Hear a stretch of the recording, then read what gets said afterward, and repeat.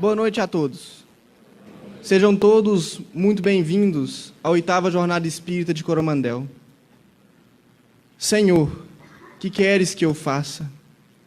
Aquela alma resoluta, mesmo no transe de uma capitulação incondicional, humilhada e ferida em seus princípios mais estimáveis, dava mostras da sua nobreza e lealdade. Encontrando a revelação maior, em face do amor que Jesus lhe demonstrava solícito, Saulo de Tarso não escolhe tarefas para servi-lo, na renovação dos seus esforços de homem. Entregando-se de alma e corpo, como se fora ínfimo servo, interroga com humildade o que desejava o mestre da sua cooperação.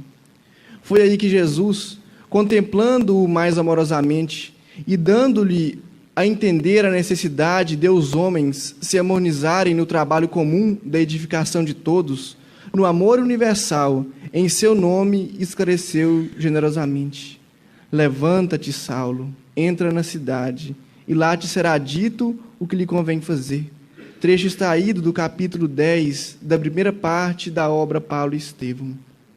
Aliança Coromandel Espírita, com apoio da Federação Espírita Brasileira, da União Espírita Mineira, do Conselho Regional Espírita do Alto Paranaíba, número 18, e com os nossos colaboradores, Net Coró, A Dominante, Nacional Pneus, Nivaldo Batistete, Advocacia, Leiber Costa Ferreira, Odontologia, Fabiano Calisto, Oftalmologia, Supermercado Pontual, Supermercado Progresso, Rádio Super 95 FM, Padaria e Lanchonete São João, Casa do Estudante e Rádio Gerais FM 97.9, estamos a iniciar a 8ª Jornada Espírita de Coromandel, que é uma proposta de divulgação do Espiritismo em nossa cidade e em nossa região. É a doutrina dos Espíritos como consolador prometido por Jesus. O Espiritismo que tem por missão fundamental entre os homens a reforma interior de cada um pela vivência do Evangelho, fornecendo-lhe explicações o porquê dos destinos, da felicidade, do sofrimento, razão pela qual muitos conceitos usuais são por ele restaurados ou corrigidos, para que se faça luz nas consciências e consolo nos corações. É com muita alegria que estamos aqui, divulgando a doutrina espírita, trabalhando o nosso aprimoramento, pois somos cada um de nós uma obra-prima de Deus, única e com características peculiares. Iniciamos hoje, 22 de agosto de 2018, a 8ª Jornada Espírita de Coromandel, e iremos até o próximo domingo, 25 de agosto, abordando o tema central: Senhor, que queres que eu faça? Sejam todos bem-vindos.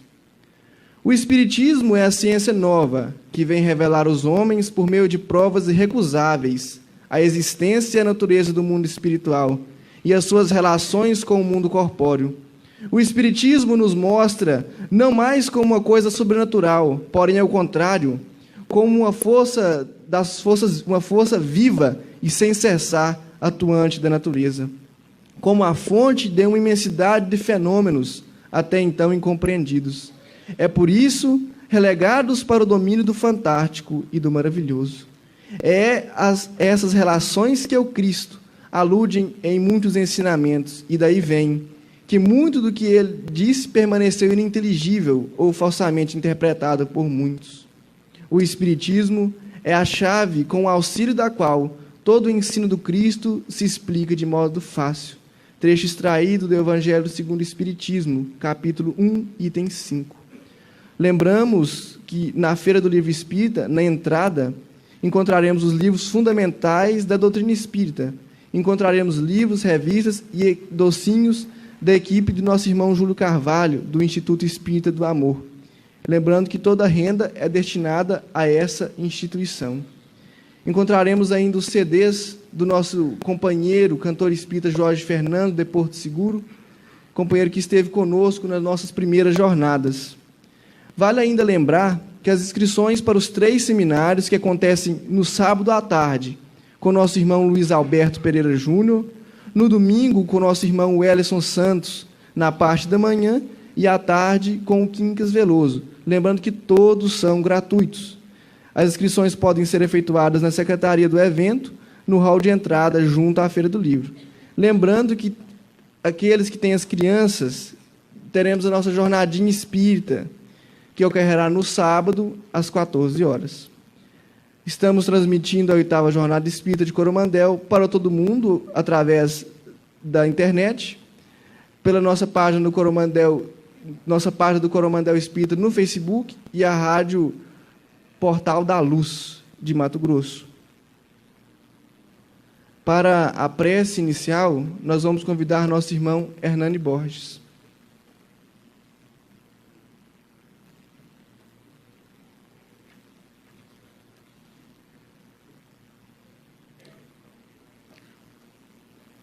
Vamos fechar nossos olhos e alçar nossos corações ao alto. E vamos agradecer a Deus, Criador de todos os mundos. Agradeçamos pelo dom da vida, por essa oportunidade que temos de mais um contrato com o Evangelho do Cristo, mais uma oportunidade única de repensar nossas atitudes, nossos atos. Que este Evangelho, a luz eterna de nossa vida, possa ser uma presença constante. Que possamos em nosso lar, em nosso trabalho, em nossa caminhada em sociedade, sermos os pregadores deste Evangelho, através de atitudes fraternas, através de atitudes compreensivas, através do olhar amoroso, através do ombro amigo, pois que assim compreenderemos o sentido da caridade, a caridade ensinada pelo Mestre Jesus, a caridade que é a benevolência para com todos, a caridade que é a indulgência para com o erro dos outros e o perdão das ofensas. Que possamos, neste dia, aprender todas as mensagens, aprender todo o amor desta noite, e que levemos em nossos corações, em nossa memória, como uma noite que marque o encerramento de uma caminhada, o início de uma nova pessoa. Que possamos amanhã acordar novamente e chegar à conclusão de que viver o Evangelho, esta é a mensagem de Jesus, o roteiro de nossas vidas, o roteiro para os nossos relacionamentos. E que esta luz possa ser conosco hoje e por todo sempre. Que assim seja.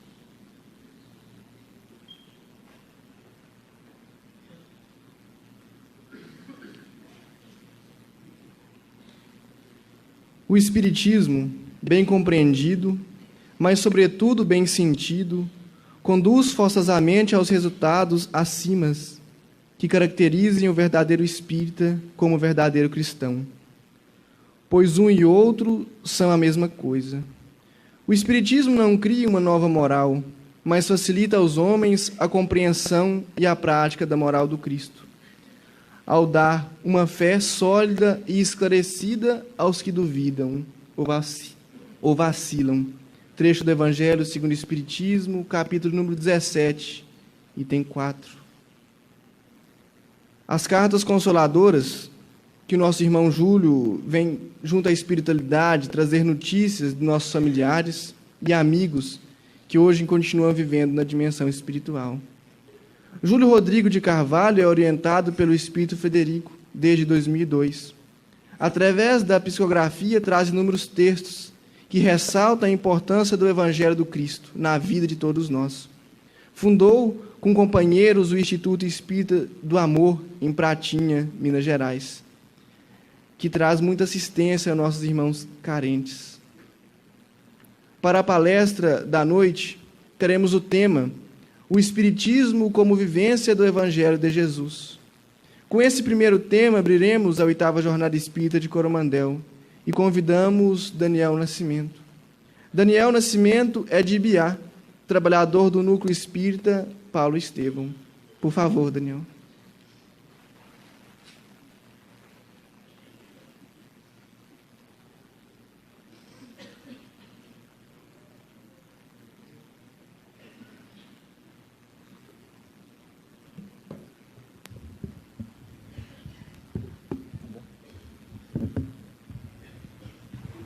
Boa noite.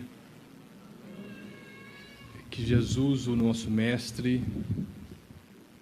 o amigo incondicional de todas as horas, acalente as nossas consciências, acerene os nossos corações, para que possamos encontrar no Espiritismo a promessa feita há 2000 anos atrás, quando ele disse que iria, mas que enviaria em seu nome o Consolador para que ficasse eternamente conosco. Gostaríamos de cumprimentar os presentes, aqueles que nos acompanham pela internet, na rádio, Portal de Luz. Para nós é uma alegria e um presente participar da abertura da 8ª Jornada Espírita de Coromandel. E já de início gostaríamos de cumprimentar a Aliança Municipal Espírita de Coromandel, na pessoa do amigo querido Hernande Borginhos, que tem feito um árduo trabalho de unificação e de divulgação dessa doutrina tão necessária em nossos corações. O tema que nos trouxe aqui hoje é o Espiritismo como vivência do Evangelho de Jesus. Eu gostaria de pedir licença para começar contando uma história, na verdade uma fábula egípcia, a fábula do peixinho vermelho.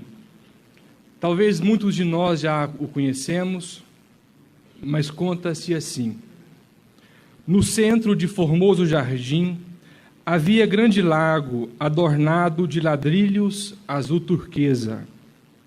Alimentado por diminuto canal de pedra, escoava suas águas do outro lado através de grade muito estreita. Nesse reduto acolhedor vivia toda uma comunidade de peixes a se refestelarem, nédios e satisfeitos, em complicadas locas frescas e sombrias. Elegeram um dos co-cidadãos de barbatanas para os encargos de rei e ali viviam plenamente despreocupados entre a gula e a preguiça. Junto deles, porém, havia um peixinho vermelho menosprezado de todos. Não conseguia pescar a mais leve larva, nem refugiar-se nos nichos barrentos.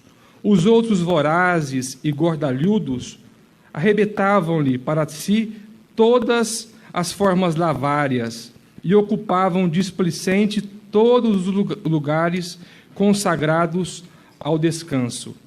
O peixinho vermelho que nadasse e sofresse, por isso mesmo era visto em correria constante, perseguido pela canícula ou atormentado pela fome.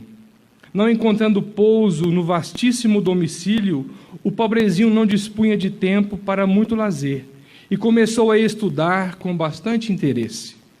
Fez um inventário de todos os ladrilhos que enfeitavam as bordas do poço, arrolou todos os buracos nele existente e sabia com precisão onde se reuniria maior massa de lama por ocasião de aguaceiros. Depois de muito tempo, à custa de longas perquisições, encontrou a grade do escoadouro. Não será melhor pesquisar a vida, colher outros rumos? Pensou ele. Optou pela mudança. Apesar de macérrimo pela abstenção completa de qualquer conforto, perdeu várias escamas com grande sofrimento, a fim de atravessar a passagem estreitíssima. Em breve, alcançou o grande rio e fez inúmeros conhecimentos. Encontrou peixes de muitas famílias, diferentes que com ele simpatizavam, instruindo-o quanto aos percalços da marcha, e descortinado mais lhe seria o roteiro. Embevecido contemplou as margens, homens e animais, embarcações e pontes, palácios e veículos, cabanas e arvoredos. Habituado com o pouco, vivia com extrema simplicidade, jamais perdendo a leveza e a agilidade natural. Conseguiu, desse modo, atingir o oceano, e ébrio de novidades e sedento de estudo. Vivia agora sorridente e calmo no palácio de coral que elegera com centenas de amigos para a residência ditosa. Quando, ao se referir ao seu recomeço laborioso, veio saber que somente no mar as criaturas aquáticas dispunham de mais sólidas garantias, de vez que quando o estio se fizesse mais arrastador, as águas de outra atitude continuam a correr para o oceano. O peixinho pensou, e sentindo imensa compaixão daqueles com quem convivera na infância, deliberou consagrar a obra do progresso e a salvação deles. Não seria justo regressar e anunciar-lhes a verdade? Não seria nobre ampará-los, prestando-lhe a tempo valiosa informação? Não hesitou, fortalecido pela generosidade de irmãos benfeitores que conviviam no palácio de coral, empreendeu comprida viagem de volta à velha morada. Tornou ao rio, do rio dirigiu-se aos regatos, e dos regatos se encaminhou para os canaizinhos que o conduziram ao primeiro lar. Esbelto e satisfeito como sempre pela vida de estudo e serviço a que se devotara, varou a grade e procurou ansiosamente os velhos companheiros. Estimulado pela proeza de amor que efetuava, supôs que o seu regresso causasse surpresa e entusiasmo. Certo, a coletividade inteira lhe celebraria o feito, mas depressa se observou que ninguém se mexia. Todos os peixes continuavam pesados e ociosos, reprimidos nos mesmos ninhos lodacentos, protegido por flores de lótus, de onde saíam apenas para disputar larvas, mosca ou minhocas desprezíveis. Gritou que voltara a casa, mas não houve quem lhe prestasse atenção, porquanto ninguém ali havia dado pela ausência dele. Ridicularizado, procurou então o rei de guelras enormes e comunicou-lhe a reveladora aventura. O soberano, algo entorpecido pela mania de grandeza, reuniu o povo e permitiu que o mensageiro se explicasse. O benfeitor desprezado, valendo-se do ensejo esclarecedor, com ênfase que havia outro mundo líquido, glorioso e sem fim. Aquele poço era uma insignificância que podia desaparecer de um momento para outro.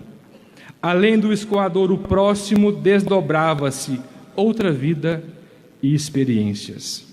Lá fora corriam regatos, ornamentos de flores, rios caudalosos, repletos de seres diferentes. E, por fim, o mar onde a vida parece cada vez mais rica e surpreendente. Descreveu o serviço de tainhas, salmões, trutas e esqualos. Deu notícias do peixe-lua, do peixe-coelho e do galo do mar. Contou que vira o céu repleto de astros sublimes e que descobrira árvores gigantescas, jardins submersos, estrelas do oceano, e ofereceu-se para conduzi-los ao palácio de coral, onde viveriam todos prósperos e tranquilos. Finalmente os informou de que semelhante felicidade, porém, tinha igualmente o seu preço. Deveriam todos emagrecer convenientemente, abstendo-se de devorar tantas larvas e tantos vermes nas locas escuras e aprendendo a trabalhar, a estudar tanto quanto era necessário a aventurosa jornada. Assim que terminou, gargalhadas estridecentes coroaram-lhe a preleção. Ninguém acreditou nele. Alguns oradores tomaram a palavra e afirmaram solenes que o peixinho vermelho delirava, que outra vida além do poço era francamente impossível, que aquela história de riachos, rios, oceanos era mera fantasia do cérebro demente, e alguns chegaram a declarar que falavam em nome do Deus dos peixes, que trazia os olhos voltados para eles unicamente. O soberano da comunidade, para melhor ironizar o peixinho, dirigiu-lhe em companhia dele até a grade de escoamento e, tentando de longe a travessia, exclamou borbulhante: não vês que não cabe aqui nenhuma só de minhas barbatanas? Grande tolo, vai-te daqui. Não nos perturbe o bem-estar. Nosso lago é o centro do universo. Ninguém possui vida igual à nossa. Expulso a golpes de sarcasmo, o peixinho realizou a viagem de retorno e instalou-se em definitivo no palácio de coral, aguardando o tempo. Essa história é contada por Emmanuel, o benfeitor de Chico Xavier, da psicografia de Chico Xavier, nesse livro chamado Libertação.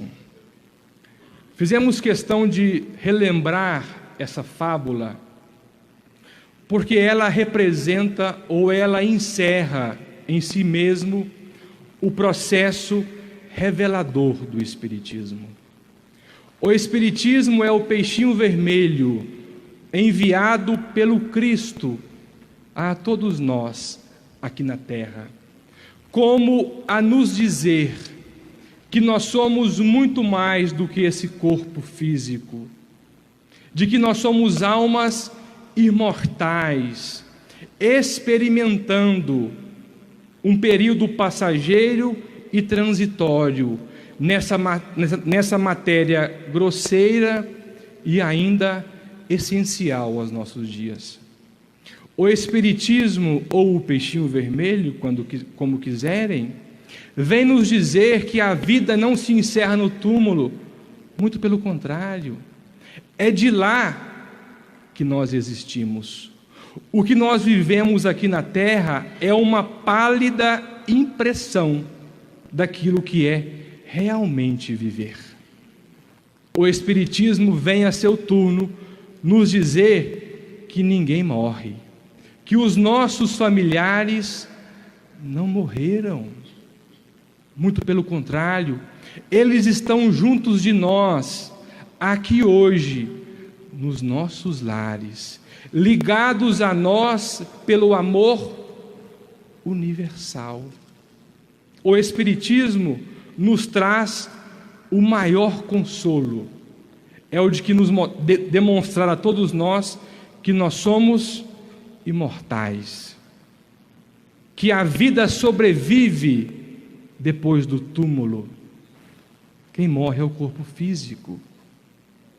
E diga-se de passagem, observando as obras de André Luiz, nós vamos ver que naqueles dias mais difíceis, quando nós sentimos mais saudade dos nossos entes queridos, é bem possível que é exatamente nesses dias, quando eles estejam mais perto de nós. Portanto, nos liguemos a eles pelos pensamentos, pela ferramenta abençoada da oração. Interessante que diante da morte, a grande maioria de nós às vezes fazemos tudo, mas esquecemos de fazer o que é essencial, uma oração. Existe um livro chamado Memórias de um Suicida, de Ivone do Amaral Pereira. Ela relata nesse livro o retorno espiritual de 5 suicidas. Um deles, o autor do livro, um poeta português chamado Camilo Castelo Branco. Ele descreve pelas mãos abençoadas de Ivone do Amaral como que é o despertar de um suicida no plano espiritual. Ele descreve a sua história e a história de mais 4 suicidas. E ele conta que todos os suicidas são resgatados por Maria, a mãe de Jesus. Jesus relegou ou delegou a Maria o cuidado aos suicidas. Segundo ele conta, todos são resgatados e levados para uma colônia espiritual, que leva o nome dela, Lar Servos Maria de Nazaré. E ele conta um detalhe interessante nesse livro, que onde eles ficam hospedados, porque espíritos, meus irmãos, dormem, sentem fome, sentem sede, sentem frio. André Luiz descreve que alguns têm até uma deficiência respiratória. É claro que vai depender do estágio evolutivo de cada um.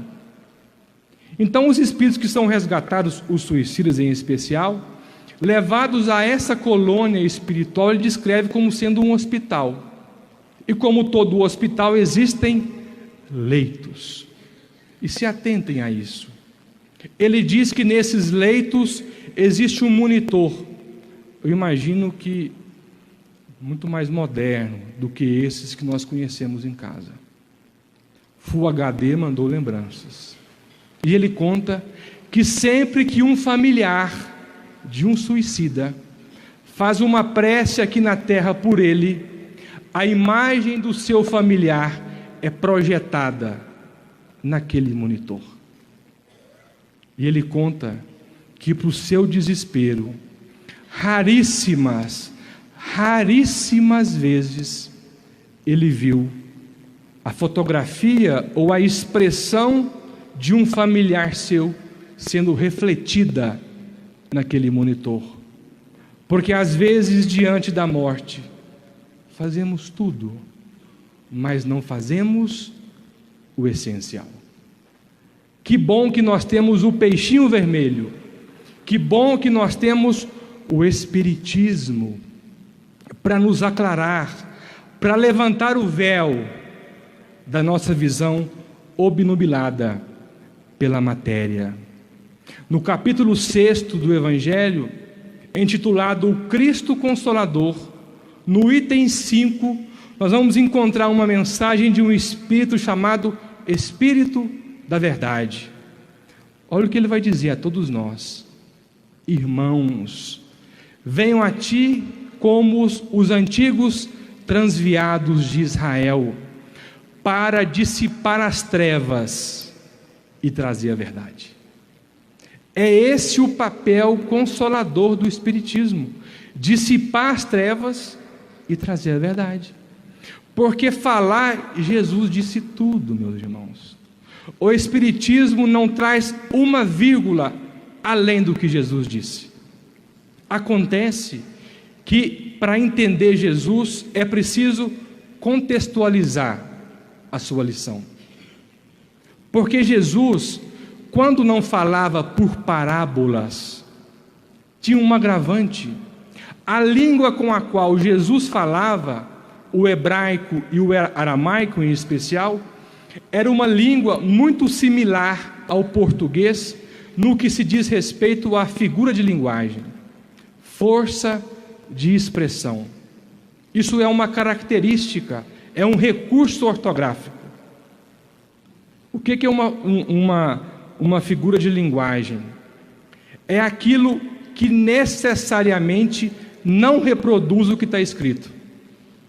Por exemplo, lá em Ibiá nós dizemos muito assim: a vaca foi para o brejo,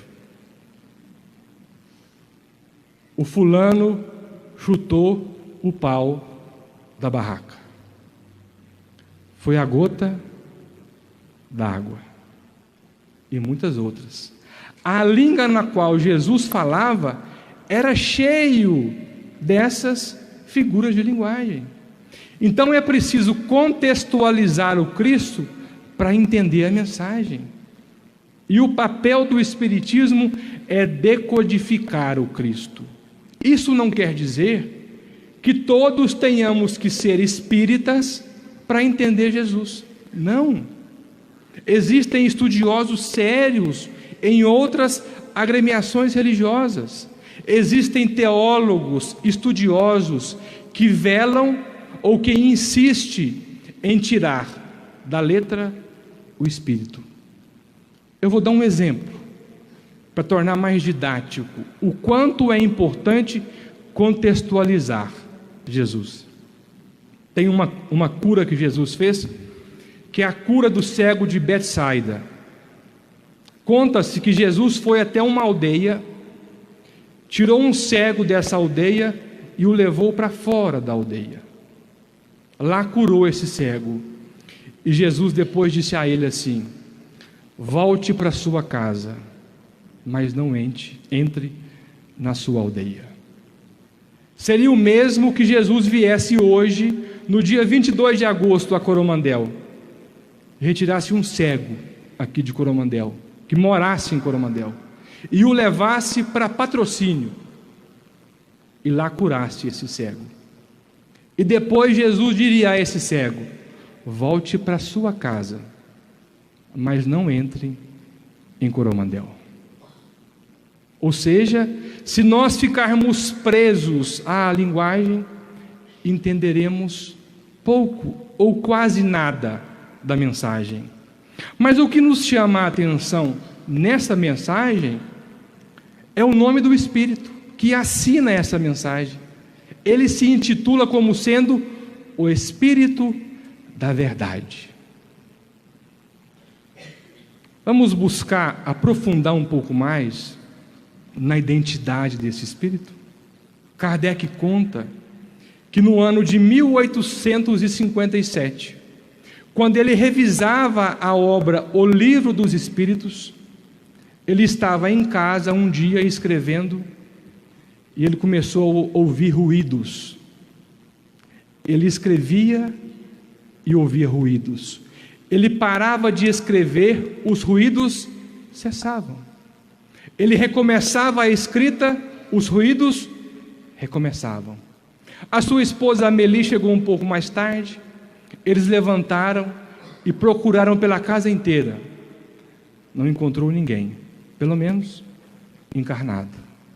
No dia seguinte, na casa da família Boldin, ele foi consultar as médiuns Boldin, as irmãs Boldins, que eram duas jovens muito procuradas por Kardec, que auxiliaram muito na codificação, e lá iniciaram uma reunião mediúnica. E eis que vem São Luís, o mentor da Sociedade Parisiense de Estudos Espíritas, o mentor da primeira casa espírita no mundo. Kardec começa a conversar com São Luís. São Luís, por acaso você tem conhecimento de que ontem na minha casa houve uns ruídos? Ele falou: tenho. Era teu amigo familiar. Aí São Luís insiste: mas o que ele queria falar comigo? Ele queria chamar a sua atenção. E aí Kardec insiste: qual a identidade desse espírito? Aí São Luís diz a ele: pergunte você mesmo, porque ele está aqui. Ele então incorporou no outro médium, e Kardec diz a ele: meu espírito familiar, quem quer que seja, eu agradeço muito por ter vindo. Agora eu gostaria de saber o seu nome. Olha o que ele responde a Kardec: para ti, Kardec, eu me chamarei Verdade. E a partir de hoje, uma vez por mês, durante 15 minutos, eu estarei à sua disposição. Eu pergunto a vocês, se nós tivéssemos à disposição a verdade, uma vez por mês, o que perguntaríamos a ela? Os bilhetes, os números do bilhete da Mega Sena, a senha do WhatsApp do marido, a senha do cartão de crédito do Borginho. Mas aí Kardec insiste com o espírito que se chamava Verdade, dizendo a ele: por acaso você queria chamar a minha atenção por algo que eu escrevia? Ele disse sim. Aí Kardec diz: realmente eu estou insatisfeito com aquilo que eu escrevi. Aí Kardec diz a ele: o senhor quer que eu rasgue e refaça? Ele falou: não, eu quero que você identifique o erro. Isso é muito importante, porque não basta rasgar e não refazer o conceito, porque senão vamos errar de novo. Aí o Espírito diz a ele: quando chegar em casa, observe da 3ª à 30ª linha e vai encontrar lá um erro grosseiro. E lembrem-se, o Espírito era a verdade não aceita erros. E Kardec mais uma vez insiste: por acaso você envergou algum personagem famoso na antiguidade? O Espírito novamente reforça: Kardec, para ti me chamarei verdade. Essa comunicação está em uma obra muito pouco conhecida do nosso meio espírita, chamado Obras Póstumas. Como o próprio nome diz, é póstumo, porque veio depois da morte de Kardec. E lá existem preciosidades. Uma delas é esta. Mas eu insisto, quem será a verdade? Quem será esse Espírito que falava em nome da verdade? Aí nós vamos no Evangelho de João, no capítulo 14, nós vamos encontrar uma fala entre Jesus e os seus apóstolos. Jesus diz a eles: não perturbes o vosso coração, crede em Deus, crede também em mim, porque na casa de meu Pai há muitas moradas.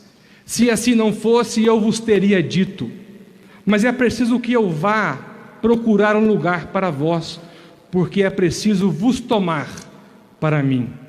Aí Tomé diz a ele: mestre, o mesmo Tomé, aquele que diz que só acreditaria que era Jesus manifestado diante dele, se tocasse nos buracos deixados pelo cravo da cruz, se tocasse nas feridas deixadas pela coroa de espinhos. Aquele mesmo Tomé que perpassou o dedo pelos buracos deixados na mão de Jesus durante a crucificação. Jesus diz a ele: Tomé, e para todos nós, eu sou o caminho, a verdade e a vida. Ninguém vai ao Pai senão por mim. Eu sou o caminho, a verdade e a vida. Quem falava com Kardec? Jesus. E aqui um detalhe muito interessante: o Espiritismo é a primeira doutrina cristã que não surge a partir da Bíblia. O Espiritismo surge através dos fenômenos mediúnicos. E tudo que nós encontrarmos na Bíblia não foi escrito por Jesus. Jesus não escreveu uma linha e não mandou que ninguém escrevesse, pelo menos enquanto esteve encarnado. Aí podem se perguntar: o espírita não segue a Bíblia? É claro que segue. A luta nossa é para entender o que está ali. É para isso que Jesus enviou o peixinho vermelho, porque o que estava no Novo Testamento estava sendo muito deturpado. Então o Espiritismo é a primeira doutrina cristã que não surge a partir da Bíblia. E lembrem-se, Jesus, que antes não havia escrito nada, agora ele escreveu. Todas as vezes que nos depararmos com uma mensagem na codificação, onde o Espírito assina como sendo o Espírito de verdade, essa mensagem ou foi ditada por Jesus diretamente, ou ele mandou que alguém o fizesse. Nós temos 6 mensagens do Espírito de verdade no Evangelho segundo o Espiritismo. E aqui eu queria chamar a atenção: não façamos do Evangelho consulente, adivinho, porque o Evangelho tem remédio para todos os males. Vamos ao lugar certo, no capítulo certo. E aqui uma recomendação pessoal: aqueles dizem que estiver muito difícil, nos recorramos ao capítulo 6º do Evangelho. Olha o título dele: O Cristo Consolador. Em especial os itens 5, 6, 7 e 8. porque nós vamos encontrar ali Jesus falando com cada um de nós.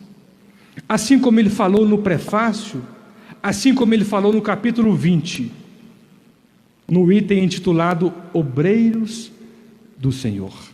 Portanto, o papel do Espiritismo, meus irmãos, é o de dissipar as trevas e de oferecer a todos nós a verdade.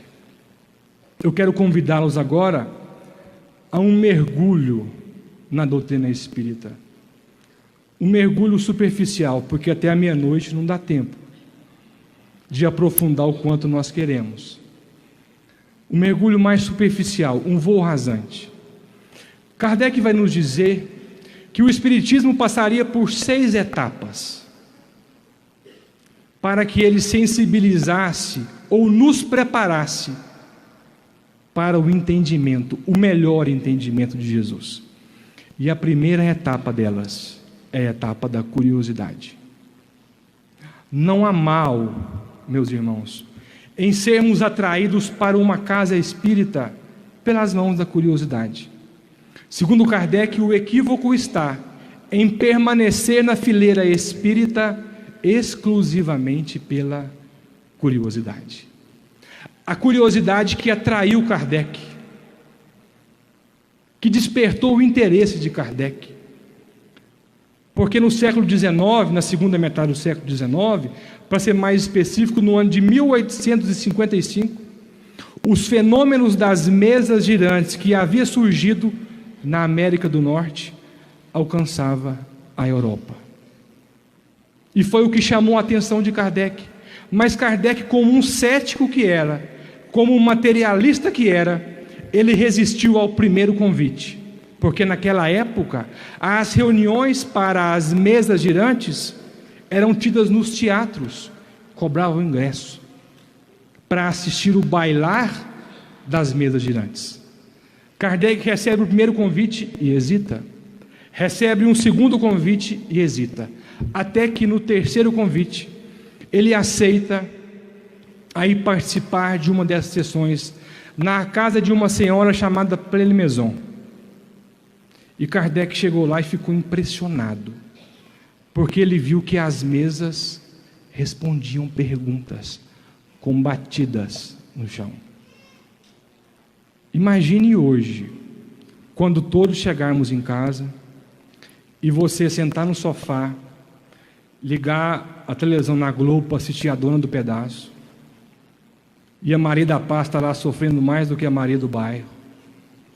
E aí o seu marido liga 10h30, porque a novela era das 8, agora já passou para as 10, né? E o seu marido liga 10h30 e fala assim: ô bem, aliás, você chama o marido de bem? Ou de trem? Deixa eu contar uma história para vocês.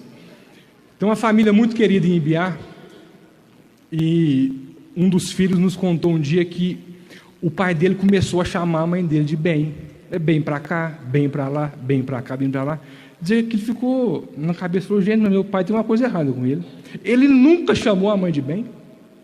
E bem, e bem, e bem, e bem. Depois de uma semana ele não aguentou. Chegou perto dele e falou assim: ô pai, por que o senhor está chamando a mãe de bem? Ele falou: ô meu filho, eu esqueci o nome daquela capeta.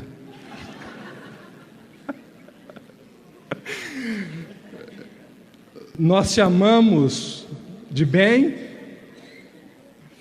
Então, imagine, 10h30, o telefone toca, como esse tocou agora.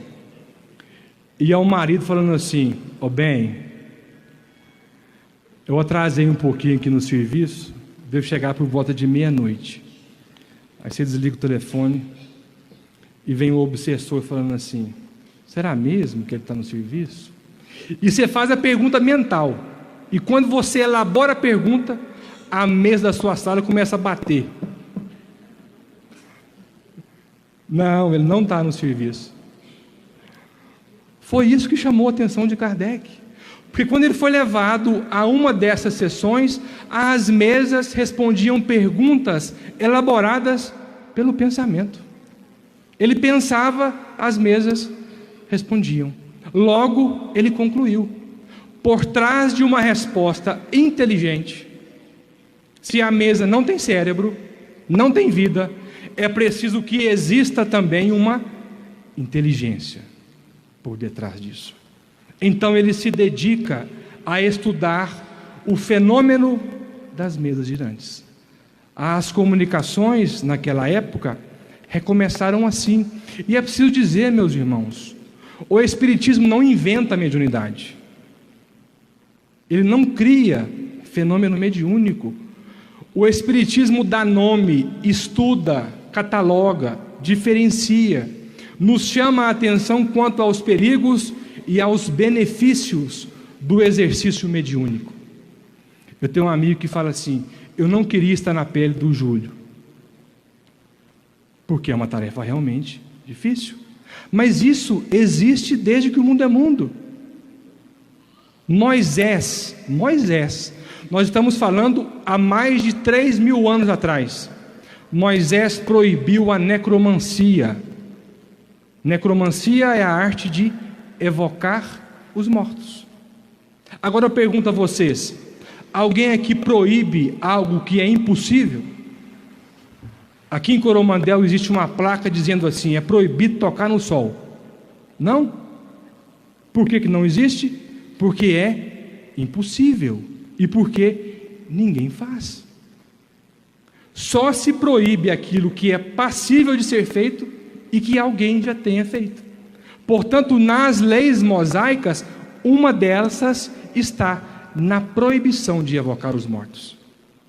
Sabe por que Moisés evocou? Porque naquela época, há mais de 3.000 anos atrás, as pessoas evocavam os mortos para satisfazer o interesse pessoal. Coisa que, graças a Deus, não existe mais hoje, pelo menos aqui em Coromandel. Naquela época, a mocinha procuravam as pitonisas, os médiuns, e perguntava a ele assim: evoca o espírito para mim? E pergunte a ele se aquele rapazinho lá é o que eu devo ou não devo casar. Isso ainda existe? Porque se aqui não existe, em Ibiá existe. E tem uma que atende já pela Unimed. Depois eu posso passar o telefone de quem se interessar. A pessoa que desejava mudar de cidade evocava os mortos e perguntava a eles assim: será que eu devo ou não devo mudar para Uberlândia? O agricultor evocava os mortos para perguntar se devia ou não devia plantar. Então, por isso, Moisés proíbe. Se proíbe é porque sempre existiu. Agora é interessante um detalhe, que nós estamos em uma reunião espírita. Existe um livro de André Luiz chamado Entre a Terra e o Céu. André Luiz pergunta ao mentor Clarencio: Clarencio, nas igrejas católicas, como que os espíritos interferem na igreja católica? Porque lá não tem médium psicógrafo, lá não tem reunião mediúnica. Aí Clarencio diz assim: André, você desconsidera, André, a rainha de todas as mediunidades. Isso aqui é exceção. A rainha de todas, quem sabe, valendo um pote de docinho de leite ninho do Instituto do Amor, que não engorda. O doce não engorda, mas quem come engorda. Oi? Inspiração, muito bem. Eu estou devendo para ele o pote. Você não vale. A inspiração é a rainha das mediunidades. E olha o que Clarencio disse. Aliás, eu queria buscar uma fala de Leon Denis antes disso. Leon Denis nos fala que os espíritos falam a todas as religiões, inclusive as católicas. Aí Clarencio vai dizer: nas missas, em especial aquelas que acontecem no domingo. Lá em Biá tem uma missa no domingo, 6 horas da manhã. A minha sogra vai em todas. Porque ir na missa domingo à noite é fácil, não é? Eu quero ver ir na missa domingo às 6 da manhã. Olha o que Clarencio disse. É exatamente nessas missas da manhã, quando acontece os verdadeiros milagres. Porque os Espíritos falam a todas as religiões. André Luiz continua descrevendo a dizer que daquelas imagens que as pessoas adoram nas religiões, católicas, por exemplo, em especial, saem fluidos curadores. Pessoas são curadas, corações são retificados, se o propósito é nobre, meus irmãos. Mas Kardec diz que o Espiritismo passaria por uma segunda etapa, que é a etapa filosófica. Essa etapa filosófica, ela tem como marco o lançamento da obra O Livro dos Espíritos. E aqui, mais uma intervenção pessoal. Para aqueles que estão chegando agora, a recomendação é estudar essa obra, porque ela é a coluna vertebral do Espiritismo. Todas as outras 4 obras básicas que compõem as 5 obras de Kardec partem do Livro dos Espíritos. Mas como que esse livro surge?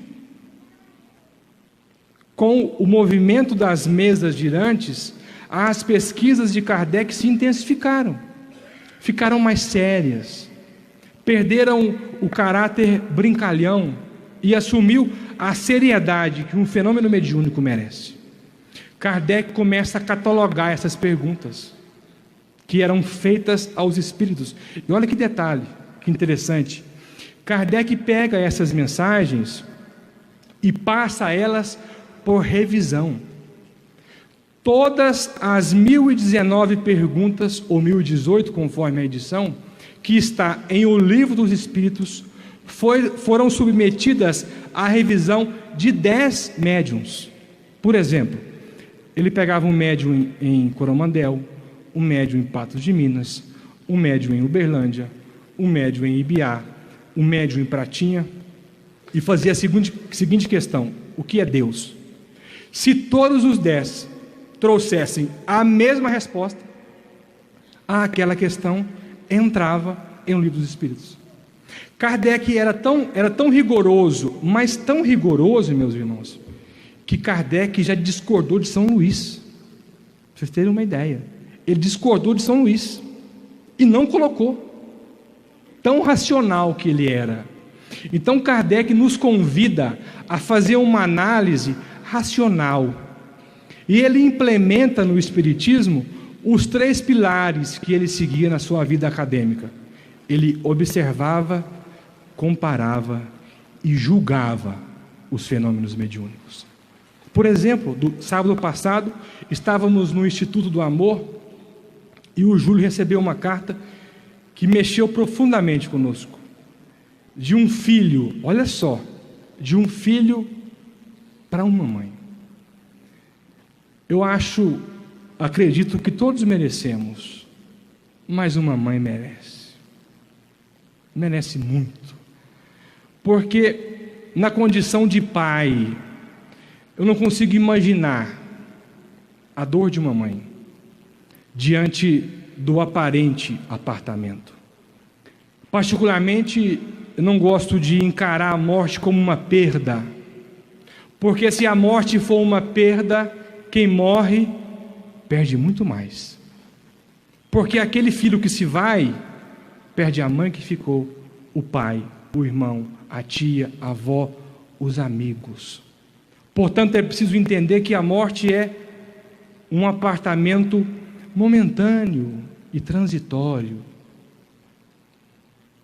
O filho então dizia à mãe: mãe, lembra-se daquela música que a senhora ouviu na rádio, chamada Caminheiro? Pois é, mãe, foi eu quem inspirei a minha tia ou o meu tio, se não me engano, para que ele ligasse na rádio e oferecesse a música para a senhora. E ele começa a descrever a música na carta. Se fosse Kardec examinando a carta, ele observaria os 3 pontos. Observava, comparava e julgava. É preciso nos despir dos preconceitos que ainda trazemos, de heranças remotas. É preciso entender que os espíritos estão do nosso lado.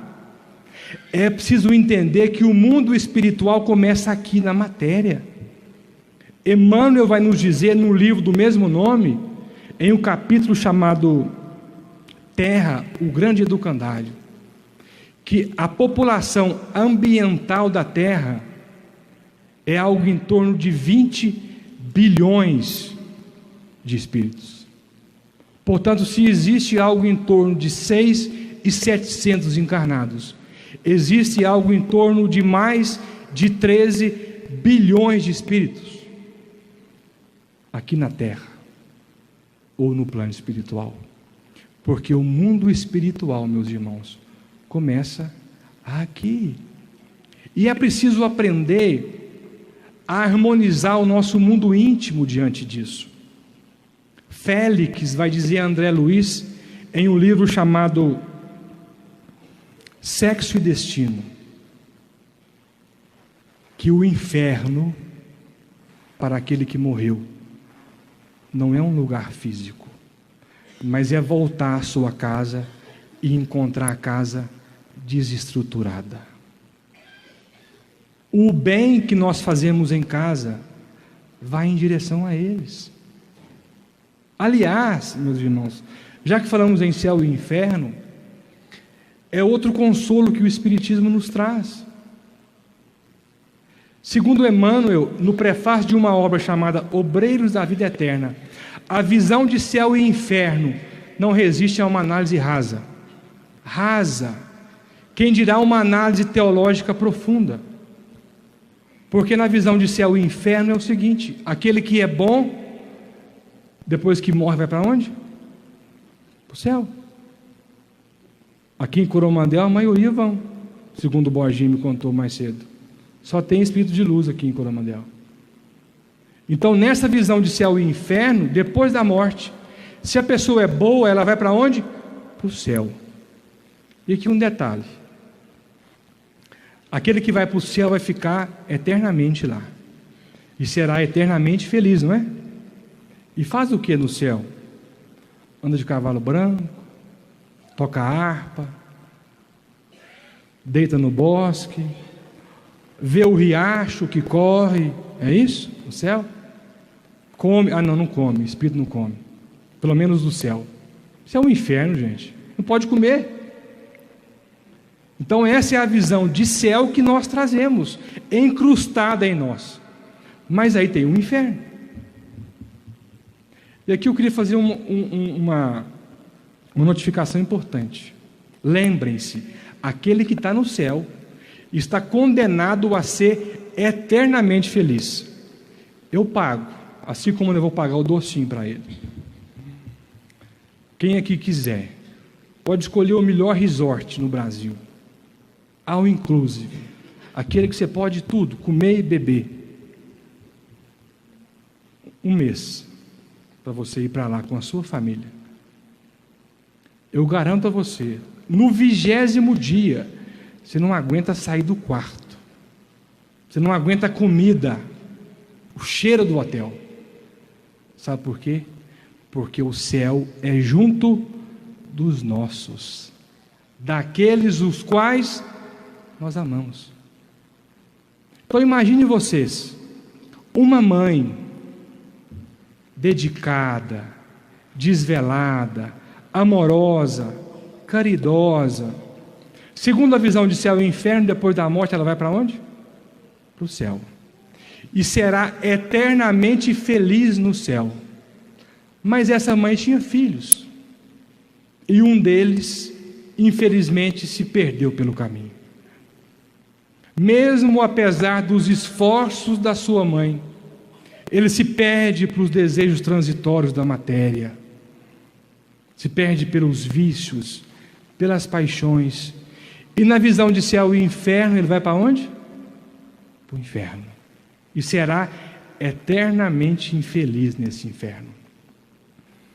Agora eu pergunto a vocês, qual mãe conseguirá ser eternamente feliz no céu, sabendo que o seu filho será eternamente infeliz no inferno.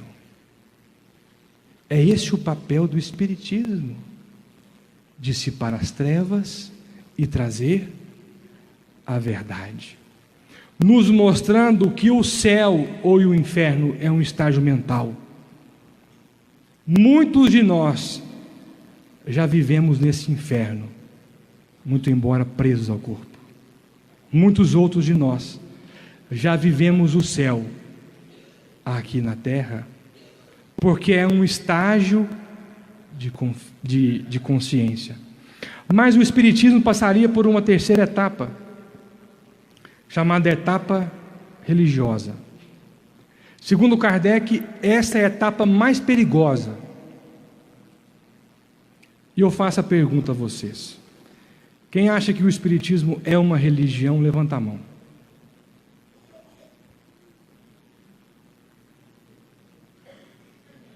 Quem acha que não é, levanta a mão. Gente, espera aí. Não, uma coisa errada aqui. Isso aqui não é satisfação quanto ao governo, calma, não é pesquisa eleitoral, calma. Ninguém vai se comprometer, não. Isso não está sendo filmado, só eu aqui, ninguém vai ver vocês levantando a mão. Quem acha que o Espiritismo é uma religião, levanta a mão. Então todos os outros acham que não é. Kardec inicia o seu testamento se fazendo essa pergunta: o Espiritismo é uma religião? E ele responde: não. O Espiritismo é uma doutrina, porque religião já existiam muitas. Ela é uma doutrina com aspectos científicos e filosóficos. É essa a base do Espiritismo. A ciência de mão dada com a filosofia. O que a filosofia faz? Pergunta. Porque sabe que a criancinha de 2 anos começa a perguntar tudo? Por que disso, por que daquilo, de onde eu vim, para onde eu vou? Assim somos nós, crianças, diante da evolução espiritual, nos perguntando de onde viemos, por que sofremos, por que o meu marido morreu primeiro e não eu, por que o meu filho morreu primeiro e não eu. Então a parte filosófica vai perguntando.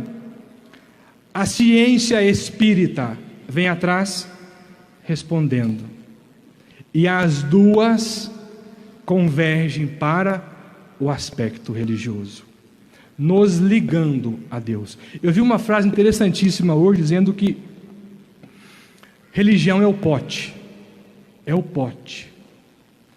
Espiritualidade é o que está dentro do pote. Jesus, qual religião que Jesus pregava mesmo? Qual que ele pregava? Isso mesmo, nenhuma. Fizeram muito bem o dever de casa. Jesus não pregou religião. Jesus deu um passo além.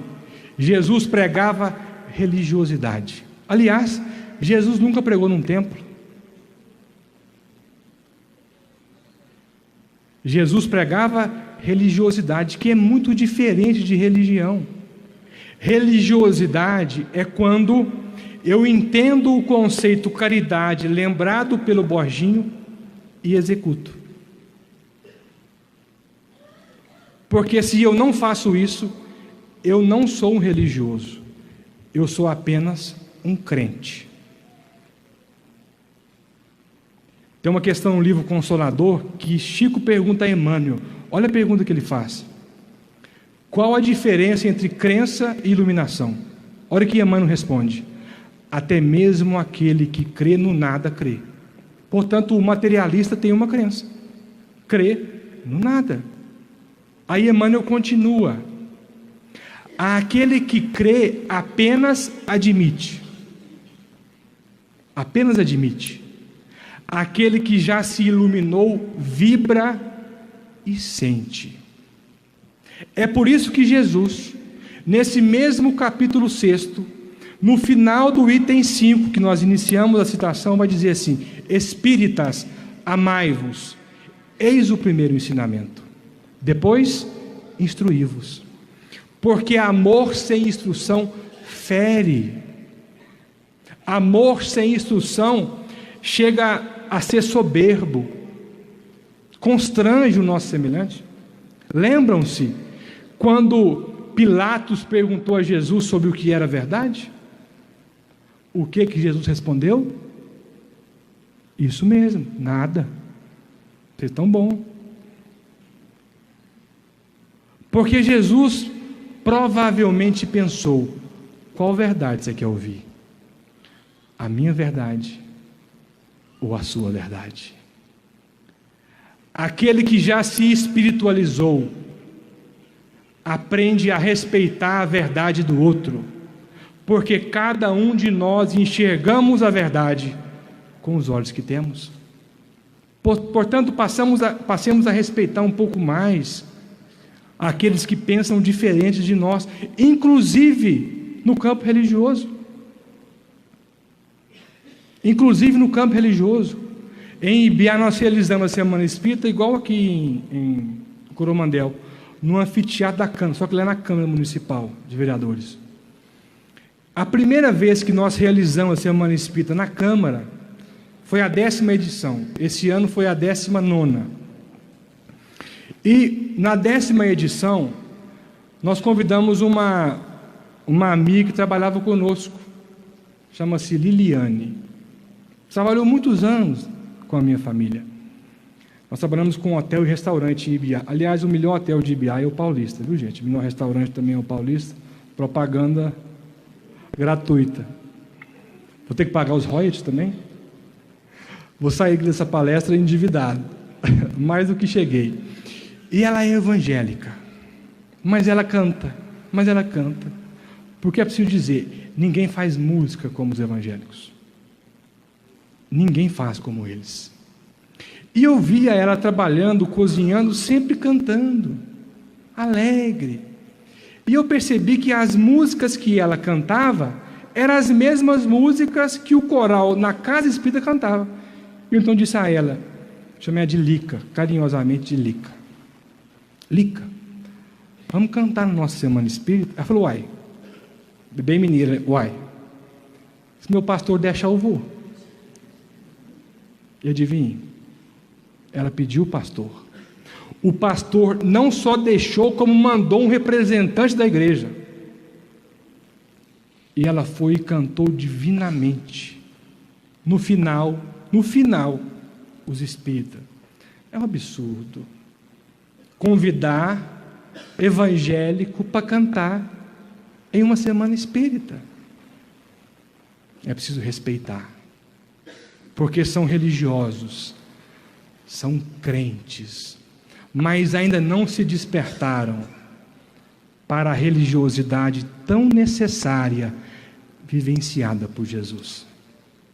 O que o Espiritismo nos prega é o esforço pessoal, o mesmo esforço feito pelo peixinho vermelho, que diante das possibilidades, por detrás daquela grade, ele vence a si mesmo, porque para se espiritualizar-se, é preciso vencer a si mesmo, abrir mão de si mesmos, deixar as escamas para trás, fazer uma dieta, ser fitness, mas é espiritualmente falando.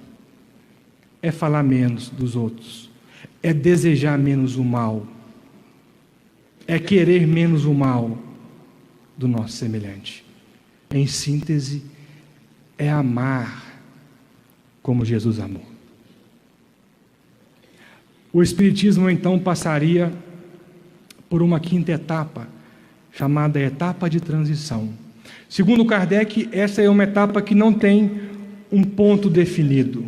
E enfim, o Espiritismo chega à sua 6ª etapa, que é a etapa de valores. Segundo Kardec, é quando o Espiritismo deixa a casa espírita e alcança a sociedade, alcança os anfiteatros, para nos convidar a mudanças de valores.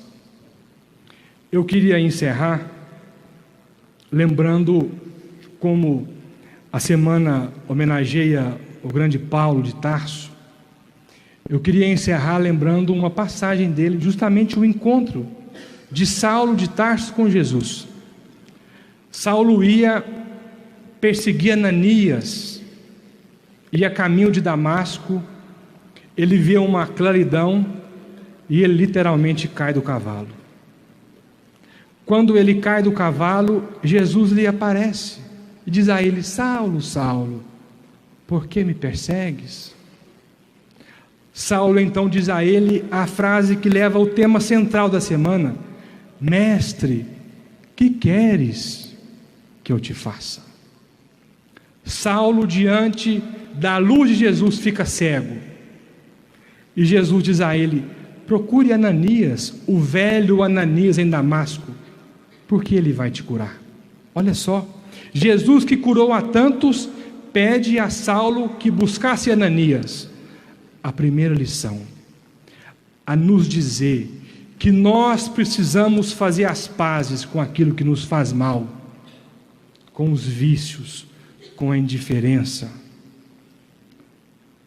porque nenhum de nós construiremos o homem novo brigando com o velho, o homem velho que nos trouxe até aqui hoje. Nós somos o que somos graças ao homem velho. E chegando em Ananias, Ananias então cura Saulo, e escamas caem do olho de Saulo. Assim como o peixinho vermelho que perdeu as escamas, Saulo agora perdia as escamas do olho. Era Jesus dizendo a ele: Saulo, retifique o seu caminho, vamos buscar uma nova rota. O Espiritismo é essa nova rota que nos faz pensar, que nos faz olhar para dentro de nós mesmos. Eu queria encerrar lembrando o grande Leon Denis, contemporâneo de Kardec, um dos maiores depois de Kardec. Quando Leon Denis desencarnou em 1927, o jornal de maior circulação na França dedicou uma página inteira para falar de Leon Denis, tão respeitável que ele era. E certa vez Leon Denis fazia uma palestra, assim como nós aqui hoje, para os simpatizantes do Espiritismo. E eis que levantou um cético do meio da plateia e disse assim: Leon Denis, você fala tão bem do Espiritismo, tão brilhantemente do Espiritismo, porém, Leon Denis, onde estão os teus templos? Onde estão os teus altares, Denis, que eu não enxergo? Onde está escrito a sua lei? Cadê as suas imagens, Leon Denis? Leon Denis reflete sobre a profundidade daquela inquirição e diz a ele: meu irmão, tendes como templo o universo, como altar a consciência, como lei a caridade, como imagem Deus. Tendes como templo o universo, como altar a tua consciência, como lei a caridade e como imagem Deus. O Espiritismo é o condutor seguro que vai nos levar a enxergar Jesus como sendo o caminho, a verdade e a vida. Agradecido pela oportunidade, que essa jornada seja um marco divisor em nossas vidas. Muita paz a todos.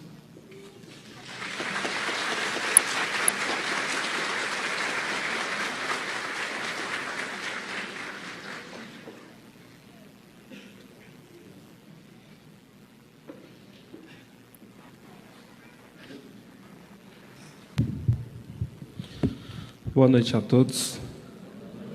Alegria estar com vocês aqui hoje. Embora eu cheguei passando mal. Acho que a viagem, o trânsito hoje estava terrível, aquele cheiro de diesel, de gasolina no nariz da gente. Eu Cheguei aqui passando muito mal do estômago, mas já estou me recuperando, fui tomar um remédio. A gente agradece o carinho de todos, né? Já faz muitas jornadas que estamos aqui com vocês, todo ano nós estamos aqui, com muita alegria, para tentar ser um instrumento para a noite, né? E muita gente tem muita dúvida sobre a psicografia, sobre como funciona esse intercâmbio, enfim. Eu me lembro uma vez que fui psicografar no Guarujá, eu viajava com muita intensidade, e o orador da noite, que é o presidente da casa de lá, da Casa da Esperança, em Guarujá, ele falou algo tão interessante, que ele, antes de me apresentar para psicografar, de sentar à mesa, ele disse o seguinte: gente, é possível que tenhamos hoje psicografias, ou seja, se Deus quiser vai ter. Muita gente pergunta assim: você já foi a alguma reunião que se sentou na mesa e não teve jeito de psicografar? Não, já teve alguns acontecimentos em reuniões. Uma vez eu estava em Belo Horizonte, por exemplo, durante a psicografia, e eles colocaram quase que um balde de água gelada lá para... Estava muito calor. O palestrante derrubou essa jarra de água gelada em mim e cortou na hora. Foi gelo para todo lado do corpo, né? Já houve casos de barulho demais. O ano passado eu creio que foi o ano mais difícil, porque eu acho que era um ano que estava todo mundo brigando por causa de política. Parou, né? Graças a Deus. Até parece, né? O ano passado foi um ano assim que eu adoeci muito. Eu chegava nas cidades, porque a gente viaja para cidades que nós nunca estivemos, em cidades pequenas, cidades maiores, e chegava lá, aquele clima tenso, e o povo brigando por causa de política, e aquilo chegava até a enfraquecer nossas forças. Mas nunca fui numa reunião que não tivesse uma carta consoladora a alguém. Aquilo que para a gente pode parecer normal, para outras pessoas nem tanto. Me lembro que, graças a Deus, com o trabalho mediúnico, alguns fatos têm acontecido interessantes, né? Porque muita gente questiona o intercâmbio com os mortos, entre aspas. A gente fala assim: não precisa dar nome. Há algumas mediunidades, talvez sim. Muita gente, por exemplo, evoca o espírito, ou, como dizem alguns no meio espírita, localizam o espírito, né? Através de um nome. É como se vocês falassem assim: olha, é possível localizar um espírito? Sim. Através de um nome? Pode ser que sim. Através de um nome, posso localizar um espírito. Muitas vezes eu posso evocar também um espírito a vir comunicar através de um médium, no meu caso, eu. Entretanto, a gente tenta fazer o trabalho de uma forma mais espontânea possível, com a mediunidade mecânica e semimecânica, sentar-se à mesa e deixar que o fenômeno aconteça naturalmente. Depende muito do ambiente, depende muito da condição mediúnica, depende muito da condição do espírito, do público, enfim, uma série de questões para que os espíritos possam escrever. É possível receber? Sim, todos são possíveis receber. Tem 18 anos que eu faço esse trabalho, mas eu nunca recebi uma mensagem para mim mesmo, só para vocês terem noção. André está comigo desde o primeiro dia que eu fui para a casa espírita, né? Ele era pequeno. Até hoje ele nunca recebeu uma carta de um dos entes dele. Então, isso depende muito da necessidade. Muita gente questiona: por que só mãe recebe? Não é que só mãe recebe. 90% do público, talvez aqui hoje não, mas a maioria do público são mães. Filhos sofrem também, com toda certeza. Mas tem um vídeo que eu falo que todo mundo tem mãe, né? Nem todo mundo tem um filho, mas todo mundo tem mãe. E é interessante que hoje o trabalho fala assim: cartas consoladoras para as mães. E muita gente fala assim: mas esquece que existem netos, filhos, amigos que querem.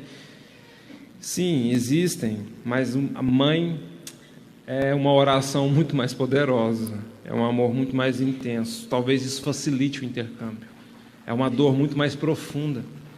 Uma mãe, com certeza, sofre muito mais do que outros graus de parentesco, porque uma mãe, ela gerou o filho, ela tem uma energia diferente, já que fala que a maternidade é um segredo entre a mulher e Deus, mas isso não quer dizer que as outras pessoas não sofram, né? Todo mundo tem dores e não pode ser comparadas, mas, em geral, o público que busca cartas são mães, porque é o último recurso que elas têm para sobreviverem muitas das vezes.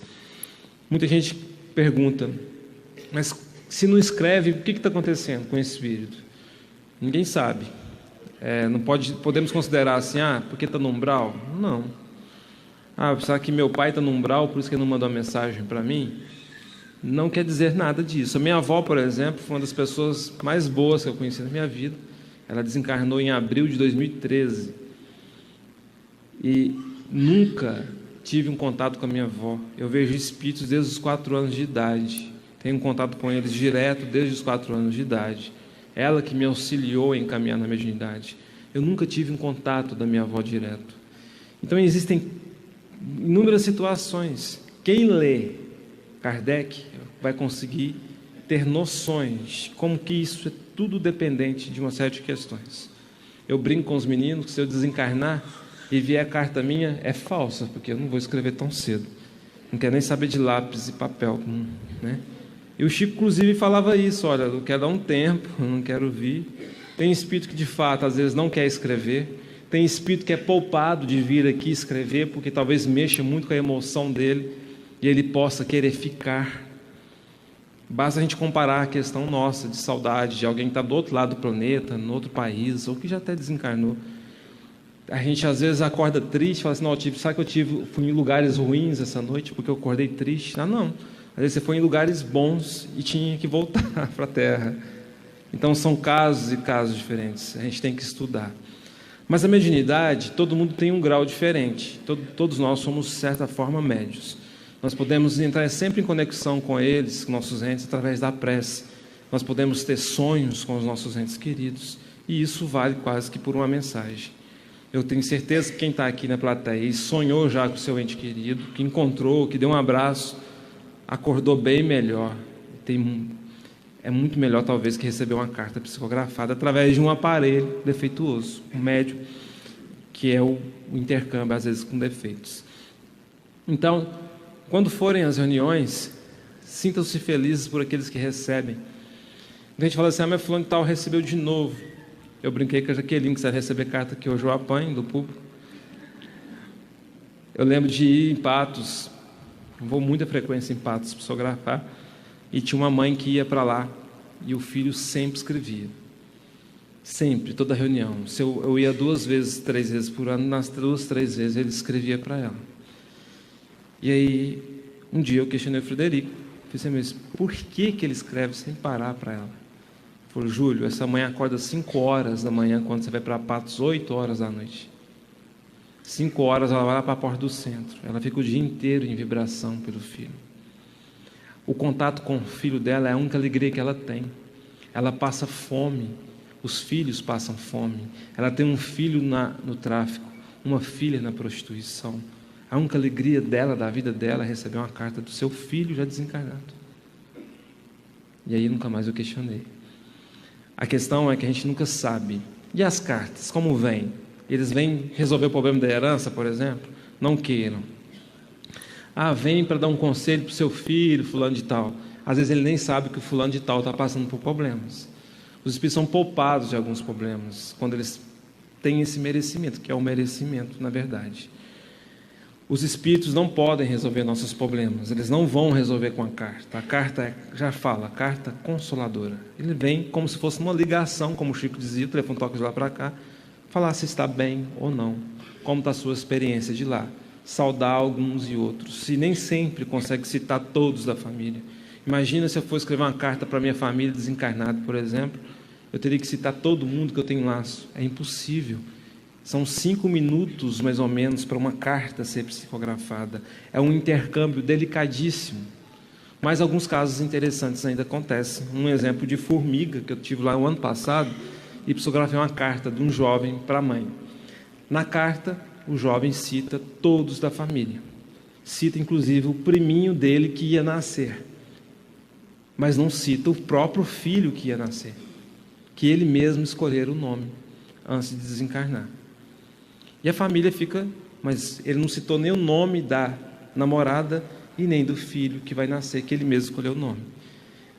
E aí a família repudiou a carta, com exceção da mãe, que sentia que de fato era o filho. A mãe, interessantemente, começou a brotar a intuição nela. Por que ele não citou o nome da nora e nem do neto que ia nascer?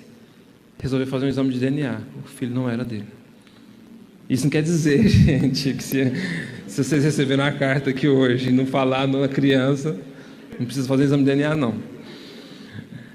Tem um caso de uma moça de Catalão que teve no Instituto no mês passado, em que o filho fala para ela o que ela não entendeu. Mãe, no seu aniversário eu vou te dar uma flor, vou te dar uma rosa, uma flor.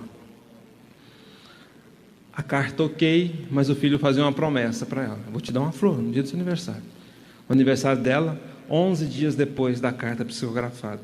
Uma prova que às vezes os espíritos falam coisas nas cartas que só com o tempo que você vai entender por quê. E na carta ele fala: vou te dar uma flor no seu aniversário. O aniversário depois de 11 dias, ela aguardando a flor.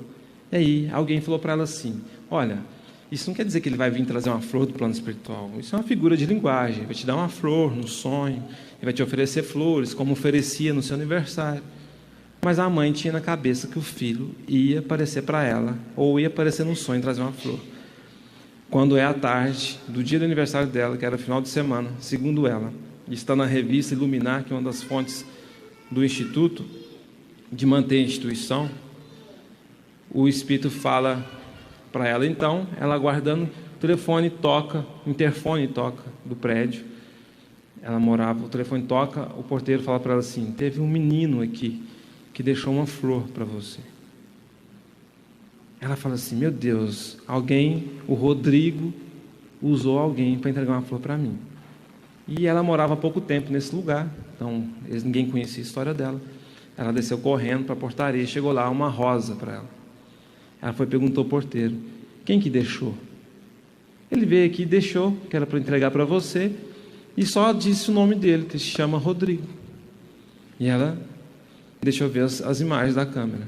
Nas imagens da câmera, o filho dela aparece, entrega uma flor e depois sai, e quando passa por uma árvore, desaparece. A rosa murchou, mas não secou, em 1 ano de prazo já. Casos como esse não vai acontecer com todo mundo. Depende de inúmeras situações. Lembro-me uma vez em Patos, também de psicografar uma carta, em que o pai fala dos 3 filhos.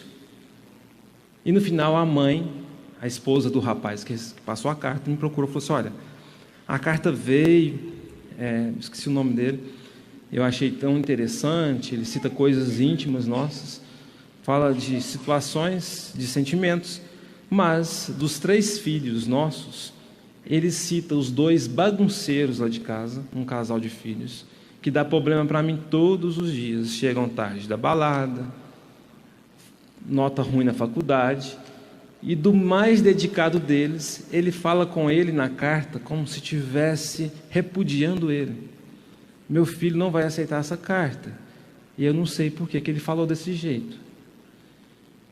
É estranho essa linguagem dele com um filho, mas que fica lá o dia todo estudando para o vestibular de medicina, que está lá dedicado. Quando passou 6 meses, eu voltei em Patos. Ela disse assim: lembra daquela carta que eu te falei? E aí eu fui analisar. Os 2 bagunceiros eram de coração bom. Ele falava tanto para o filho que era quieto, para ele ter juízo, para ele se comportar, para ele ter uma conduta melhor. E depois que você vem em Patos, 3 meses depois, ele foi preso por pedofilia, por crimes na internet. Então, agora eu entendo como que a providência divina é maravilhosa. De toda maneira, aqueles que não receberem hoje um recado, que são a maioria, porque o médium é limitado, o tempo é extremamente curto para tudo isso, baseia-se naqueles que receberam, terem esperança no coração, terem motivação através dos outros que receberam. Vão em reuniões, tentem, se vocês querem uma carta, tem que tentar, mas saibam que fonte vocês estão buscando. Não que eu seja boa, a fonte melhor não. Existem pessoas que cobram por trabalhos mediúnicos. Existem trabalhos que não são sérios. O espiritismo é consolador. É muito comum as pessoas procurarem, através de um médium, um curandeiro, de um médium, informações. E chega lá, a pessoa fala assim: olha, seu parente está no umbral, você piora 1000 vezes. Em nome do espiritismo, isso não acontece, porque o espiritismo é consolador. Tanto é que se dentro de uma reunião nós tivermos notícia de algum espírito que não esteja bem, numa reunião mediúnica, por exemplo, o que acontece ali só deve ficar por ali, entre médiuns e grupo. Nunca uma informação séria, baseada no espiritismo sério, sai para gerar discórdia, desespero entre as pessoas. Somente o consolo, porque o espiritismo é o consolador prometido. A gente vai à leitura das cartas, convidando vocês para conhecer o Instituto Espírita do Amor. Eu sei que muitas pessoas aqui já foram lá, muitas aqui já receberam carta, inclusive, vi vários rostos conhecidos. O Instituto está a 2h30 mais ou menos daqui, no município de Ibiá. A gente tem um trabalho hoje que a gente atende mais ou menos 1.000 pessoas por semana, em 12 regiões, 12 vilarejos, cidades, regiões lá de Pratinha, Araxá, Ibiá, Catiara, 12 regiões ao todo. A gente fica muito feliz pelo leite. Hoje o Instituto acolhe 40 pessoas, moram lá, entre moradores de rua. Eu peguei 5 crianças para cuidar, e tem esses outros ex-moradores de rua, ex-dependentes químicos que estão lá. Ao todo nós somos 40 pessoas, 4 venezuelanos, né? Um venezuelaninho para chegar no final do ano, eu acho, que está a caminho, está na barriga da mãe. Então o Instituto ele hoje oferece apoio para 1.000 pessoas semanalmente, só lá 160 refeições por dia no mínimo. Então a gente tem um trabalho também com os cães, a gente tem quase 30 cães lá no Instituto que a gente cuida, abandonados, que foram abandonados, a gente que resgatamos eles. Eu não posso mais sair para a rodovia, que o grupo já fica implicado comigo, porque se eu sair eu trago cachorro, trago andarilho, trago cachorro. Ele já fica assim, meu Deus do céu, está demais. Só esse mês a nossa conta de luz veio R$ 7.200. E nós não temos verba pública, por opção nossa, porque eu acho que trabalhar com subvenções é complicado. Nós assumimos o compromisso de fazer um instituto para ser um local para curar almas, mas oferecer o trabalho. Se você está passando por um momento difícil, vai até lá, converse com um daqueles que eram da rua, ou vai até lá conhecer mães do Rio de Janeiro, por exemplo, que perderam 5 dos 6 filhos, a maioria assassinados. Aquelas mães que chegam lá sem esperança nenhuma, porque o filho foi assassinado, porque 1, 2, 3 filhos morreram assassinados, que para mim é a pior dor, porque requer perdão e superação ao mesmo tempo, não só superação. A gente tem esse trabalho, a gente tem todos os domingos, 11 horas da manhã, esse trabalho, e serão sempre bem-vindos lá. Quem quiser maiores informações, vai no Instagram, no Facebook, Instituto Espírita do Amor, ou Júlio Carvalho, Pratinha, que vocês vão conhecer melhor o trabalho que é feito lá todos os dias, e todos os dias a gente faz postagens, a equipe faz postagem para mostrar o que o Instituto está fazendo, o que vai fazer. Então, se vocês que trouxeram leite verem lá, vocês vão ver as campanhas que são feitas. Famílias que não possuem nada. É um lugar de grande retiro do Nordeste. Nossa região, na verdade, mas lá é muito maior, porque lá não tem empresas, lá não tem indústria, lá não tem nada. As cidades lá geralmente têm tão somente colheita de café, feijão, esse tipo de situação. As pessoas vêm, trazem 6, 7 filhos, não voltam para trás, se estabilizam ali com uma casinha, porque antes aqui que podem morar no lugar do que lá, que não tem nem água às vezes, no sertão, e ali virou Campos Altos, Ibiá, virou na verdade um refúgio para famílias muito pobres. Esse final de semana passado a gente atendeu, por exemplo, uma família que mora 15 pessoas numa casinha só. Então, assim, crianças, vítimas de abuso, enfim. Conheçam o trabalho do Instituto, procurem se orientar e vão lá nos visitar. O Instituto não cobra alimentação e nem hospedagem de ninguém que vai para lá. Tem como acampar, tem como se hospedar nos quartos e tem como ir para lá sem preocupação nenhuma. A gente não espera retribuição financeira. Então, a gente criou o Instituto justamente por isso, para ser uma prova de que a intenção não existe senão a de querer auxiliar. Os produtos vendidos são produtos que as pessoas podem optar em comprar para auxiliar a instituição. Tem docinhos que não engordam, tem livros, tem revista, tem camiseta. Então, quando vocês saírem, fica num estande aqui, junto com os livros, e toda essa renda vai para manter esse trabalho que é feito diariamente no Instituto. Gratidão a todos, que Jesus abençoe sempre.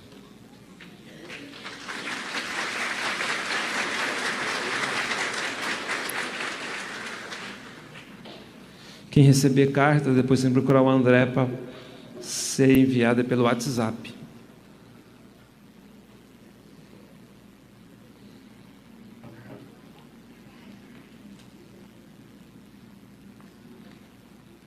Nós espíritas não temos privilégio. Daniel, tenho certeza que ele nunca recebeu uma carta psicografada. Já, né? Não, nunca. Quem sabe hoje. Entretanto, essas primeiras cartas sempre são para todo mundo. São as chamadas cartas doutrinárias, em que os espíritos passam uma mensagem. No caso dessa primeira carta do Frederico. Amar, esperar, trabalhando, aprendendo com as dificuldades da existência, a sermos pessoas melhores e não piores, revoltadas, inertes, na revolta, na dor. É preciso transformarmos cada obstáculo em motivação, em impulso para seguirmos adiante, pois sempre à frente é que está a alegria de viver. Se hoje atravessamos trevas, tenhamos a certeza que caminhando, amando, esperando, orando, desenvolvendo em nós a paciência, amanhã será novo dia, em aurora de alegria, paz e luz. Frederico.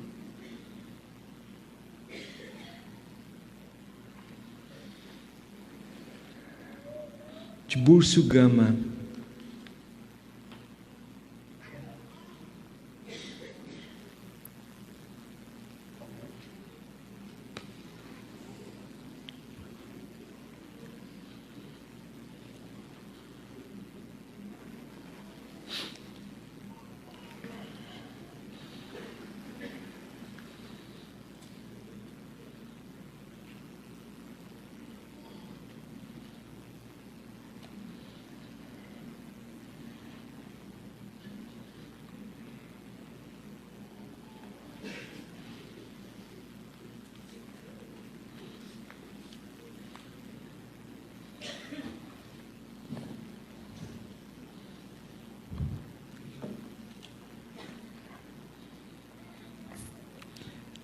Que Deus abençoe nossa família amada, minha amada esposa, minha filha,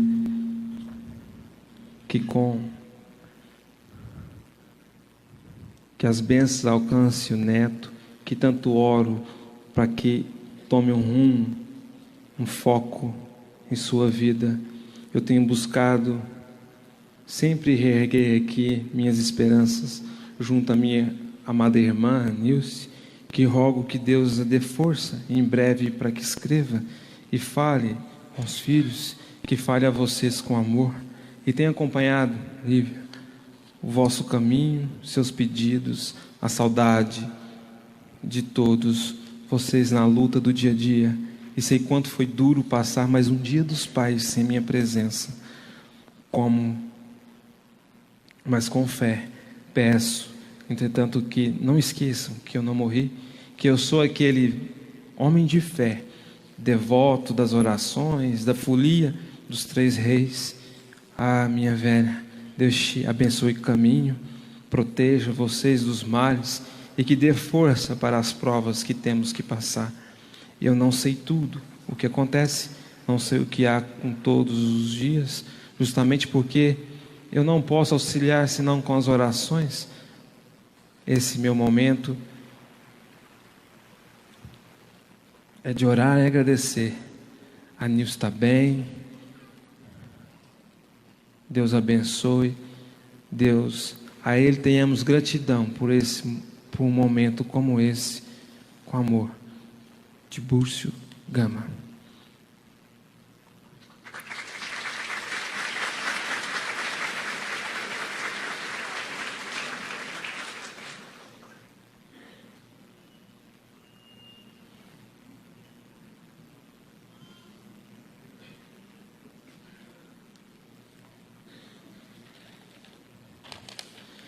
Henri de Oliveira Zardim.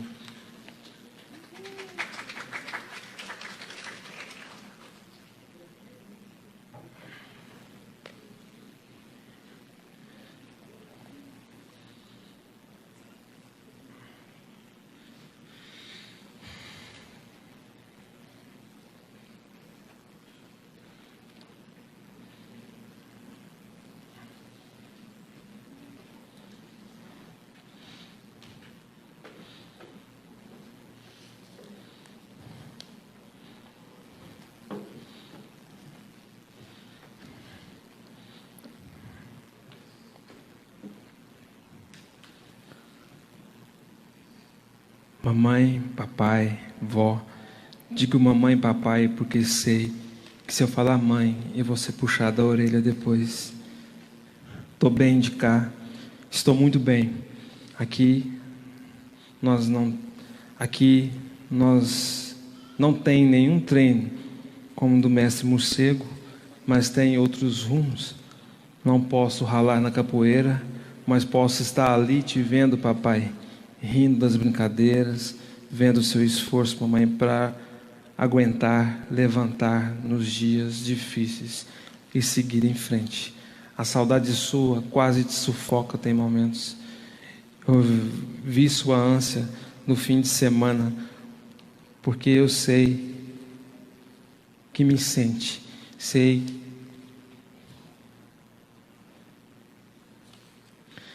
quando tem que falar do tiro, das coisas, dói de novo.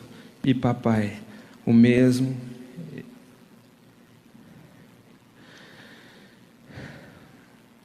sente no teu coração a ansiedade de sempre chegar em casa, sempre estar perto da moreca loira. Ah, eu queria muito que eu quero muito que saibam que eu estou sempre lá, com vontade de fazer bagunça na cama, de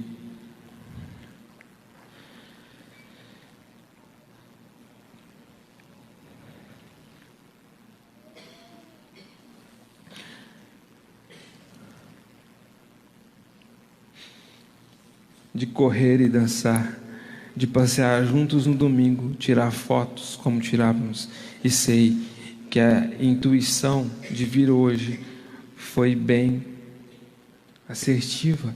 Eu rezei e pedi para vir. Mamãe, papai, sigam firmes. Eu estou bem, mamãe. Não se preocupe com as brincadeiras de que eu vou reencarnar.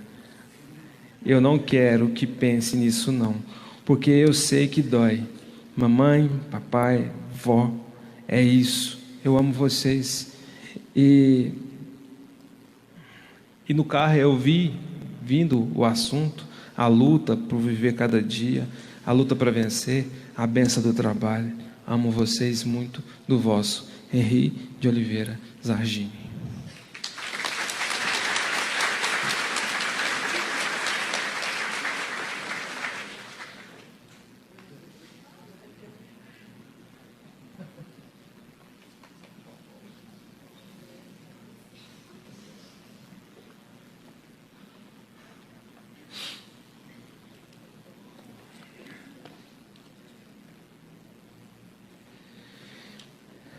Que Jesus abençoe cada coração presente, ansioso por algo que o transforme, o coração. Mas tudo tem o seu tempo. O que podemos adiantar em consolo é que vocês, filha de José Lázaro da Silva, sosseguem o coração, que o vosso Pai se prepara para o momento certo de falar mais. Aguardem oração, a família e amigos de Larissa Ricard, que Deus as conceda paz, que ela sim precisa falar ao coração da mãe e do pai. A família de José Gomes, paz e luz, ele está bem, tenha todos a certeza do amor de Deus, sabendo que nunca Deus falha conosco. Tenhamos paciência e labor, amor e caridade, para que o bem se faça sempre mais. Paz, Gabriela.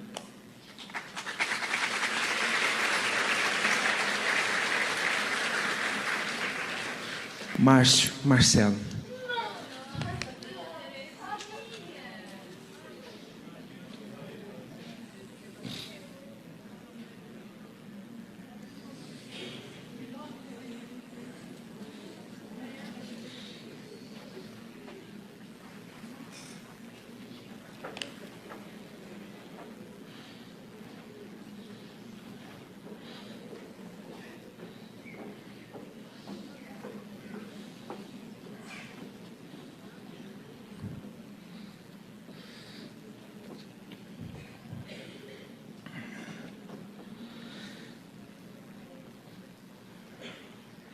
Mãe amada, nós estamos tão bem, tão felizes de podermos dar notícias. Sou eu, seu filho Márcio, junto com o Marcelo. Poucas vezes no conhecimento de todos. Poucas mães no conhecimento de todos perderam para a morte do corpo os 2 filhos. E depois disso, pareceu que ficou só. A terra pareceu um lugar que só colecionava tristeza, saudade. Sei que sua saudade é imensa. Ainda esses dias, quando olhava que houve outro acidente no mesmo local, seu coração lembrou de tudo. Mas hoje tem a esperança, tem a alegria de sentir-nos. Nós, seus filhos, nunca te abandonamos, um só instante. Enquanto esperava notícias nossas naquele dia que abalou Coromandel anos atrás, durante o tempo que nos procuraram, já estávamos com o seu coração em luto. Eu sei que luto para a senhora sempre foi verbo e não característica. Ah, mãe, nossa mãe amada, hoje sabemos que aquele acidente tirou muitos sonhos nossos. Eu sei que muito tempo buscou ter alegria, e hoje aqui afirmamos, estamos bem, a volta conosco, o nosso Pai. Te abraçamos sempre nos momentos de orações. Sua fé, devoção, saiba então que aquela tragédia abaladora nunca mais será a mesma, pois nós aqui estamos afirmando, surpreendendo o seu coração. Te amamos muito. A gente aguente que essa prova, Deus nos concede a oportunidade difícil, mas necessária. Vamos vencer. Olha o nosso perfume, nossos sorrisos, a lembrança de uma comida, de um sonho, de uma roupa. Te amamos, eu e meu irmão, juntos a seu coração sempre. Marcelo.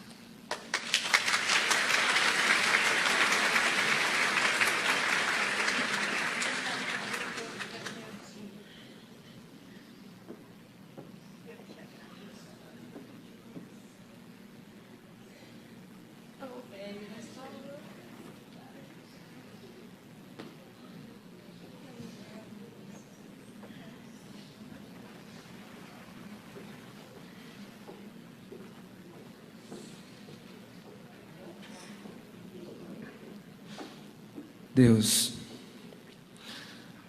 nesse instante, nós nos entregamos a um momento de reflexão. Permita-nos sermos humildes o suficiente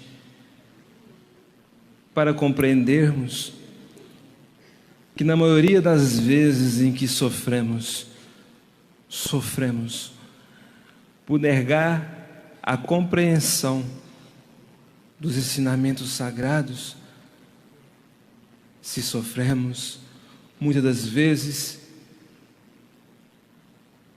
esse sofrimento vem da insistência de buscarmos outros caminhos que não seja aquele que Jesus nos ensina. Enviaste-nos esse modelo para que nós possamos ter algo seguro a seguir, alguma referência, mas insistimos ainda em atritos, em acusarmos uns aos outros. Ensinaste-nos tanto com os próprios exemplos da natureza ou da vida mesmo que observamos com aqueles outros que sofrem, aqueles que hoje estão no ápice, amanhã no fracasso, diante dos olhos terrenos, e ainda assim dedicamos o nosso tempo a pensarmos tão somente no ouro, no luxo, na ganância. Quantas vezes recebemos a dádiva de praticarmos um ato de caridade, mas diante do necessitado, julgávamos, buscando motivos para justificar a fraqueza do outro, a miséria que o outro possui, sem reconhecer em nós uma miséria ainda maior. A pior das vaidades nos habita, que é a de julgarmos, pois queremos tomar a tua posição, ó Deus, avaliando as atitudes dos outros, o comportamento que não nos compete, esquecendo dos nossos próprios passos, e amanhã, possivelmente cometendo os mesmos absurdos que encontramos nos outros no dia de hoje. Não reconhecemos a oportunidade sagrada da vida, usamos o nosso corpo não como uma ferramenta de inspiração, de crescimento para o espírito, e sim para um ambiente em que nós nos desgastamos para satisfações mundanas, passageiras. Deste-nos sempre recursos, negamos todos. Perdoa-nos, ó Deus, se nos instantes mais preciosos, onde a dor poderia nos ensinar algo, nós ocupamos por ela, esquecendo que cometemos tantas iniquidades e negamos tantas vezes a oportunidade de servir por amor. Clareia nossos pensamentos, para que a revolta não nos tome o coração, a fim de que aproveitemos melhor nossos dias, sabendo que dias de lutas precedem dias de glória, mas só a tua glória é importante, ela que é tão possível a nós seres tão fracos, porque basta buscar a humildade, a caridade, o amor, o perdão, a doçura, a prestatividade. Tudo seria mais fácil se o mundo se preocupasse em amar e não disputar, não confrontar, não em demonstrar quem pode mais, não em mostrar quem tem mais. Clareia nossos pensamentos, refaça o nosso coração quebrado muitas vezes, para despertarmos não para a revolta, colocando a culpa toda no teu sagrado nome, mas que possamos acordar, porque o tempo passa e não podemos deixar passar com ele a oportunidade de construir o reino dos céus dentro de nós. Ó Senhor, rogamos-te nesse instante forças e te agradecemos por tudo que tem nos dado, até mesmo a dificuldade expressada em perdas, em decepções, frustrações e fracassos diante da terra. Que nosso coração, com a dor dilacerado, possa se transformar como num terreno arado, a receber sementes de virtudes que Jesus nos ensina, e que possamos, pela própria experiência de experimentar o bem, o amor, a paz e o perdão, estarmos diante do teu nome nos dias seguintes, tão somente movidos pela gratidão e pelo amor, de que tudo termina bem, se começarmos agora a recomeçarmos pelo bem. Que Jesus abençoe cada um dos que aqui estão presentes e seus familiares retornem às suas casas com o coração disposto sempre para o trabalho de amor para o recomeço, mesmo que ainda doa. Um dia tudo isso passa e nossa história de alegria e felicidade aqui depende de nós, em decisão no instante de agora para frente.